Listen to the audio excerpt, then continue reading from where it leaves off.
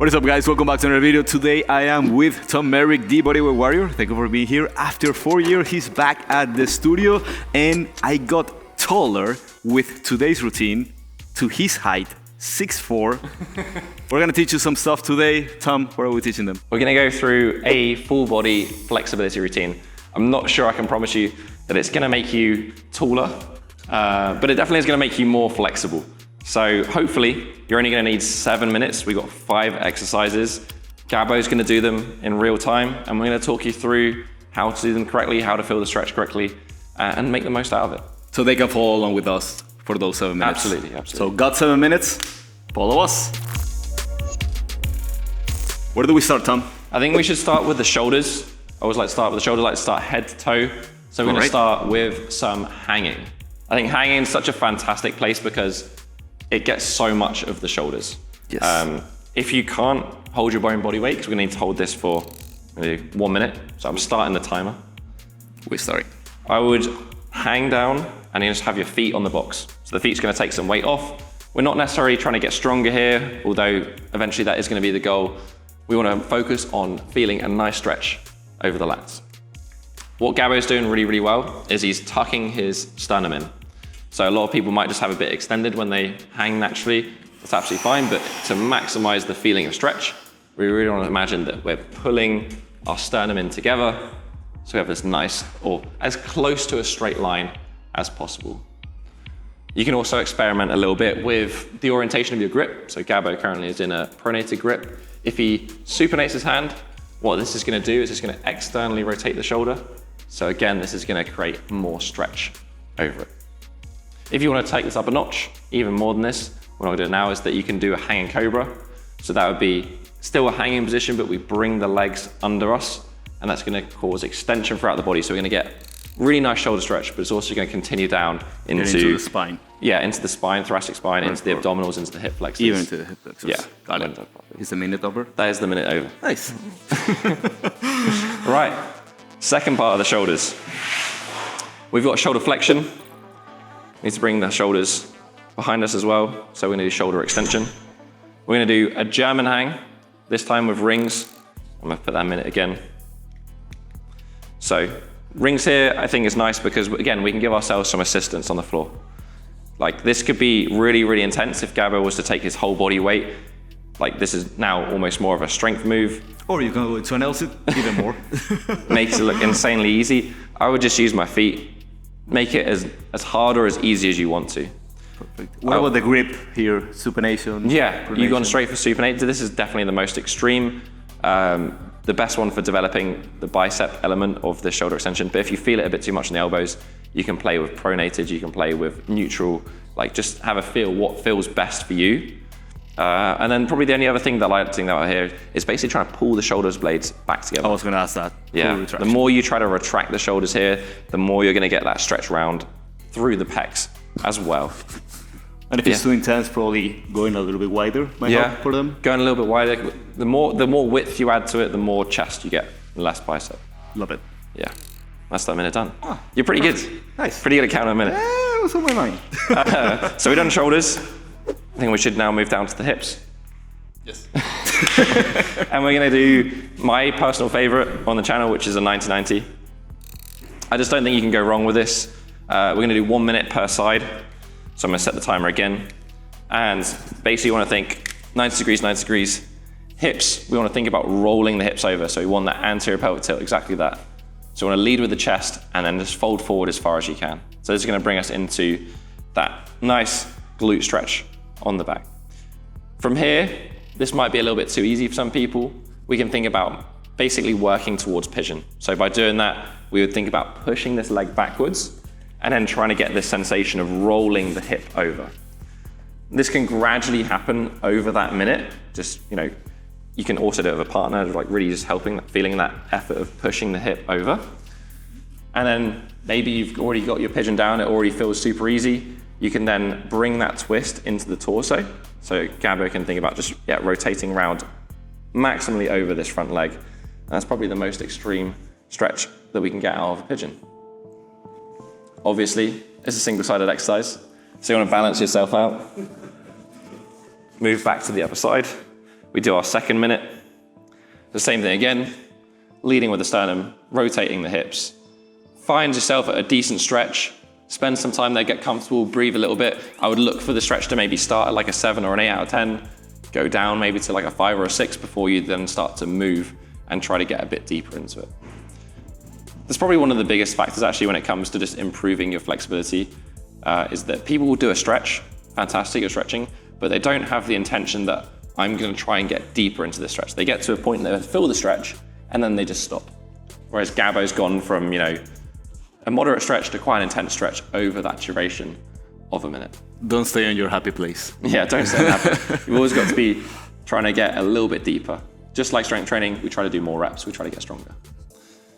Cool. So that's, I think, the hips. Should we move to everyone's favorite, the hamstrings? Yeah. It's actually my favorite. It is your favorite. And it shows because you've got a really good forward fold. I mean, a lot of yoga in my life. So again, we're gonna do 1 minute. So 1 minute hamstring hold.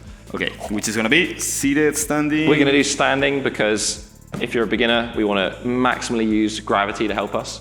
So yes. if you were to fold forward now, we have gravity pulling the torso down. It's gonna make the stretch much more. Plus it's easier to tilt the hips when you're standing than when you're seated.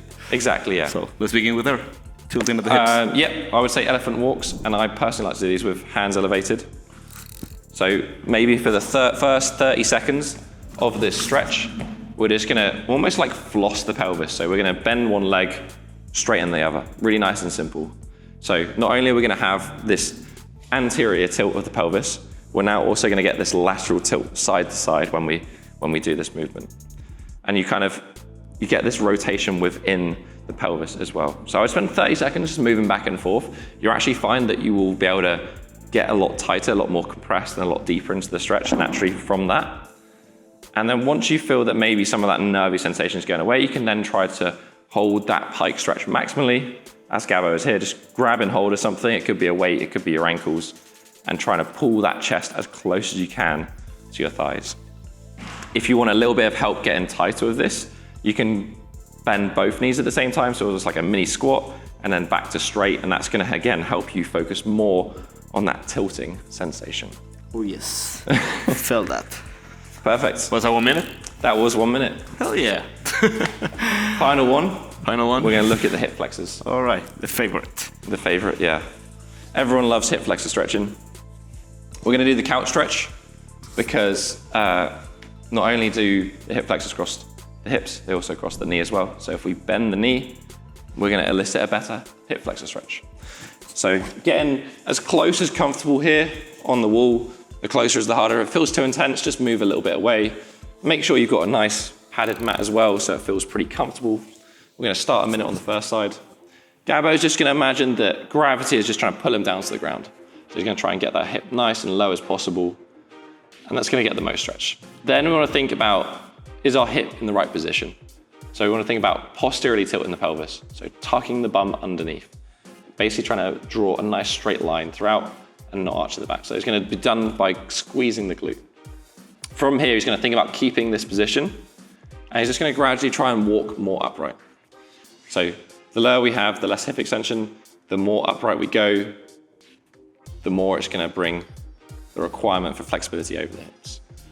But as he's doing very well, being very focused on keeping the right hip position, so not letting yourself tilt at all, just keeping that glute slightly engaged, not chucking it in the lower back, keeping the stretch where it needs to be.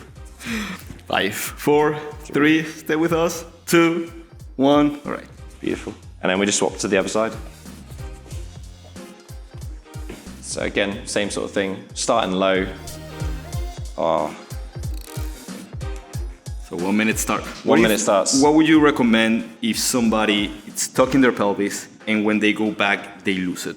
How strict you are with keeping that posterior pelvic tilt? And just as much as possible. I think if you wanted to like maximize the stretch over the quad, so say we want to be more upright, because that's going to be couch stretch, then I would just move the knee further from the wall.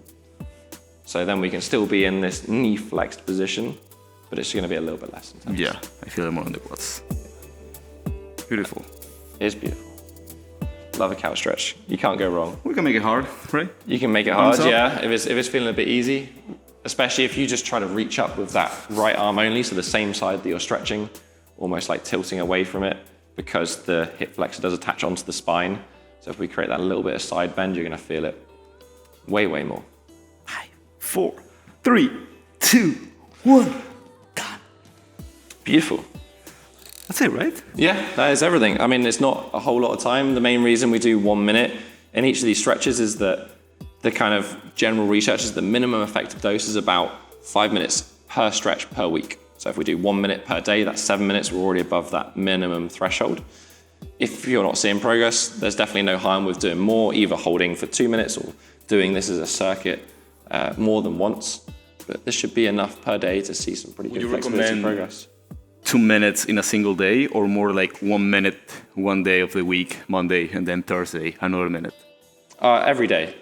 Every day? Yeah, every day. So they're doing this every single day? Absolutely, yeah. You could do 2 minutes in a stretch. I mean, the research has gone up to like, they put people in boots for the ankles and they hold it for an hour at like an 8 out of 10 level of stretch, you know? Okay. Like you can stretch for a long, like these are nice, passive, chilled out. Is there any diminishing return that they should know about too much stretching? Everything can be too much, probably. Everything can be too much, yeah. I would always, that's why the reason we said a minute per stretch is like start at the least. Do you see some improvements? Okay, maybe it's not as fast as you like. Try 2 in 2 minutes. There you go. Family, if you enjoyed this video, Tom, thank you so much. Pleasure, man. Like it and share with somebody that is not flexible or that is flexible and want to be more flexible. And subscribe to Tom's channel. He has Follow Along for Flexibility. He also has an app with flexibility, handstand, strength programs that you would want to check out. All the information is down in the description. And if you're new to this channel, consider subscribing. And I'll see you on the next one. Peace.